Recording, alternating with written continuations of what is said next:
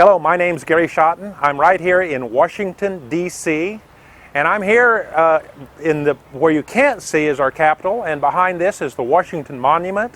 It's a wonderful place. It's exciting to see. And today I'm going to talk about the subject of ownership versus stewardship. Now, if you're around me for very long, you know that there's a difference between ownership and being an employee. I'm not talking about that on this one. I'm not degrading anybody that's an employee. I think employment is important. It's a stepping stone for some people, and it's a final calling for a lot of people. So never be disappointed, never be discouraged because you're, quote, just an employee. That's not my mindset at all. You're filling a very vital role for whoever you're helping if you do that well in an honoring way. But on this discussion, I want to talk about the difference between ownership and stewardship.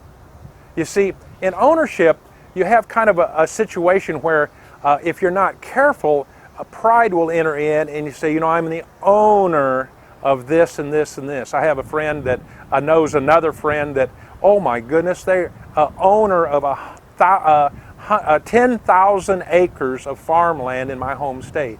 And they have ownership of like $10 million in one checking account, and they have another $10 million in another bank.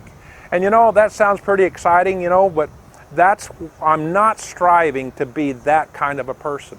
I'm not striving to be the richest man in the world. I'm striving to be a very good steward as an owner.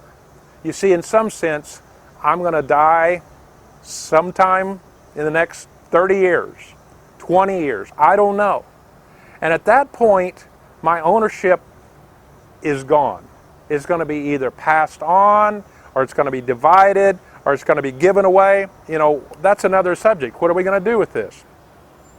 But in the sense of stewardship, I've been a steward of God's money all of the time that I have been alive. And the way I steward God's money is the way I'm entrusted with more of His money. Let's give an example. If you have a small child and you give them the responsibility of cleaning their room, they're in a way a steward of that responsibility of cleaning that room. And you know, might have to be trained and encouraged, but at some point, if they can't handle that element of responsibility, they haven't been a good steward over that, then they may not be given other responsibilities. Let's go up a few years. Maybe a youngster's now in their teenage and they're ready to drive. And they haven't been a good steward. They haven't taken care of the responsibility they've had at one age bracket. And so it's kind of hard to turn over the keys when they haven't been responsible for what they've already been given. Stewardship is very important because in one sense, to me, it's even more important to recognize that I'm a steward than I'm an owner when I think I'm taking care of other people's finances, other people's money. In this case, I personally view my life on this earth that I'm stewarding, being a steward of God's money. And I feel very responsible for that. Now, that doesn't mean that I can't have fun. That doesn't mean I can't come on this trip. That doesn't mean that things are difficult. You know, I'm standing here in a beautiful spot with a beautiful background. Washington Monument is behind me here, and but I spent my money wisely getting here. I spent my money wisely in the place I stayed. In the way I spent my money has been wisely spent, and that becomes a habit. That's a really good habit each person needs to delve into and be confident of. So if you look at it that way, stewardship actually is a higher calling than ownership. And there's no such thing as an owner that in some sense hasn't been successful through stewardship. Now, we sometimes see a second generation. Maybe grandpa passed on the business to their children, and their children would then pass on the business to their grandchildren. A lot of times those people are not good stewards. They didn't handle that money like originally intended. Well, I want to ask you, are you being a good steward of what you've been entrusted with now?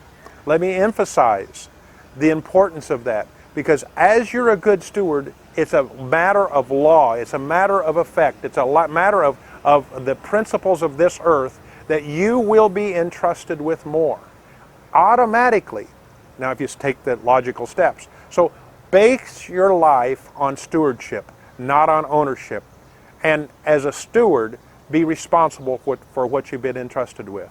Well, thank you for being a part of IBB Talks and Inspiring Better Business. Thank you for the blessing you are to be here as a part of this journey that I'm on. I'm endeavoring to be a steward of the responsibilities I have in producing and presenting this material to help others own and operate businesses. Thank you for being a part of this.